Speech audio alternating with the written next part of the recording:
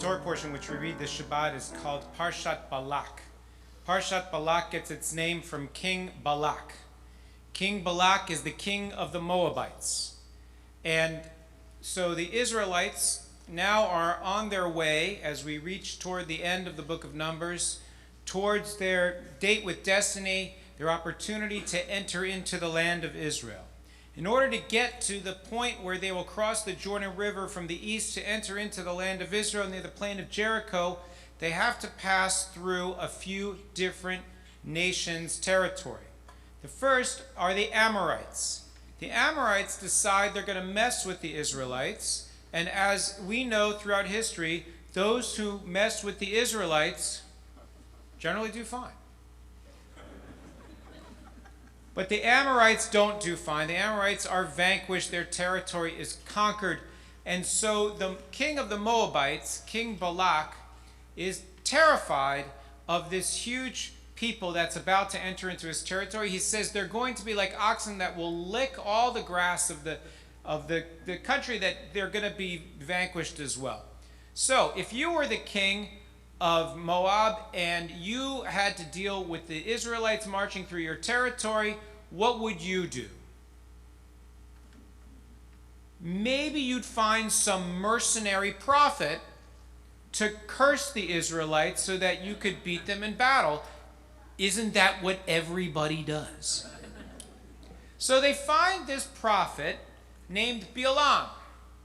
And they go to Balaam and they say, we want to hire you to curse the Israelites. And Balaam says, I can't do anything other than what God tells me to do. And they go back to King Balak and they said he won't come. So Balak does what any king would do in such a situation.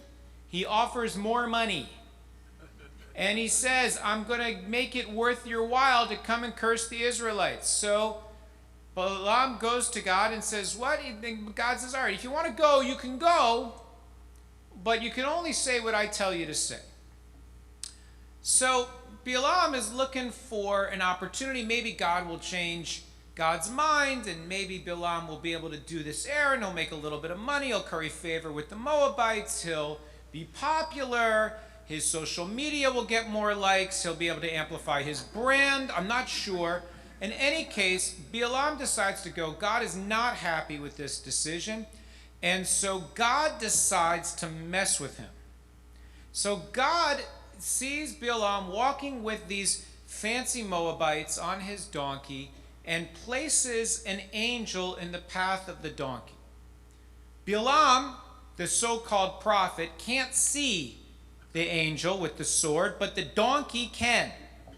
So the donkey sort of scoots off the trail, and Balaam gets kind of angry and whacks the donkey.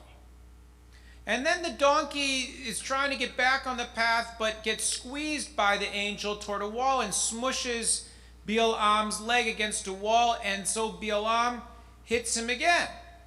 And then finally, the donkey gets squeezed in a position he has nowhere to go. He can't go to the left, he can't go to the right, and so the donkey just sits down. And Balaam gets really angry, starts whacking the donkey again, at which point the donkey does what all good donkeys do. Says, what's your problem?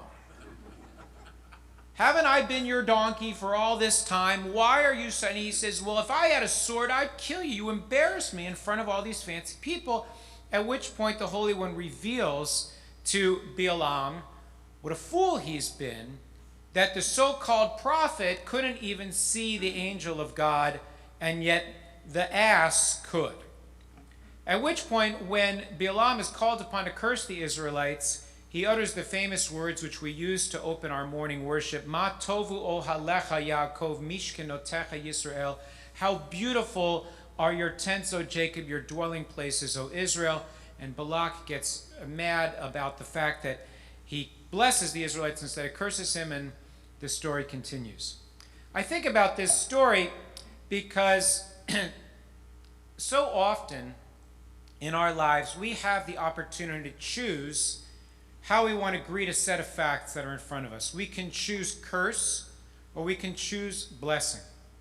Back in August, as we were all scrambling to try to figure out how to redo the High Holy Days entirely online, and scrambling to reconfigure everything we thought we knew about how to run a synagogue, I was asked to serve on a panel with a colleague of mine, Rabbi Amy Schwartzman. And they asked her, how are you feeling about the upcoming holidays? And I was expecting her to give an answer like most of my colleagues, which was some element of anger and dread and fear. Instead, Rabbi Schwartzman said, I'm so excited.